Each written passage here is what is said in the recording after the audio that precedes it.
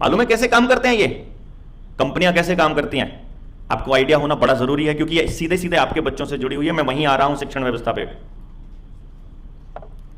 Company एक proposal देगी सरकार को कि आपको यह पॉलिसी बनानी है।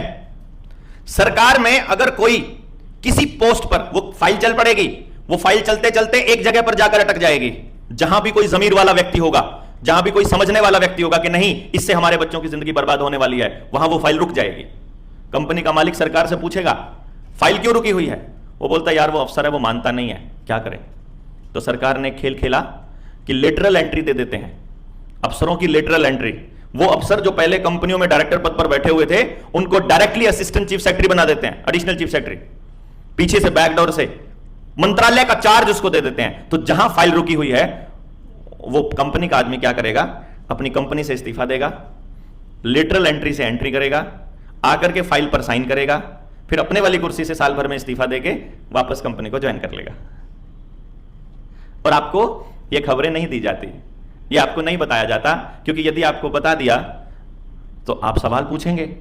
लेकिन उन्होंने कहा नहीं, सवाल पूछने लायक इनको छोड़ना नहीं है। क्यों नहीं छोड़ना? फिर ऐसा कैसे होगा कि आदमी सवाल ही ना पूछे? अरे तुम इनकी शिक्षा व्यवस्था ऐसी बना दो, आपके बच्चे को स्कूल में अगर कोई बात समझ में ना आए तो आपका टीचर क्या बोलेगा मालूम है? उस बच्चे का टीचर क्या बोलेगा? समझ में नहीं आता है तो याद कर लो। पेपर में तो वही इसी के मार्क्स मिलने हैं ना जो लिखा हुआ है, तो जो इधर लिखा है तुम एज इट इज लिख देना, तुम्हारे मार्क्स मिल जाएंगे। क्योंकि अगली क्लास में एडमिशन मार्क्स के बेसिस पर होना है, किसी स्ट्रीम में सिलेक्शन मार्क्स के बेसिस पर होना है, आगे नौकरी मार्क्स के बेसिस पर, यानी आपकी मेमोरी के बेस पर होना है, समझ के बेस पर नहीं होना है। नहीं समझे? आपका बच्चा कितना समझदार है इससे कोई फर्क नहीं पड़ता है कंपनियों को। आपका बच्चा कितना बड़ा गुलाम है इससे फर्क पड़ता है। जितना बड़ा गुलाम होगा उतना बड़ा रट्टेबाज होगा, उतने ही सवाल कम पूछेगा, उतना ही विद्रोह कम करेगा। इसलिए सबसे बड़े रट्टेबाज को सबसे बढ़िया जगह बिठाना है। इसलिए यूपीएससी का एग्जाम उसी आदमी को कोई क्लियर कर सकता है, डॉक्टर वही बन सकता है, इंजीनियर वही बन सकता है, सरकारी नौकरी उसी को मिल सकती है जो अपने दिमाग का इस्तेमाल नहीं करता, केवल याद करता है, याद करता है, याद करता है, सुबह से लेकर रात तक याद करता है। समाज में क्या हो रहा है उसकी तरफ उसका कोई ध्यान नहीं है? और यह ताली बजाने की बात नहीं है, यह शर्म की बात है हमारे लिए कि हमने यह होने दिया हमारे बच्चों के साथ, और हम अपनी आंखों से, अपने हाथों से कर रहे हैं।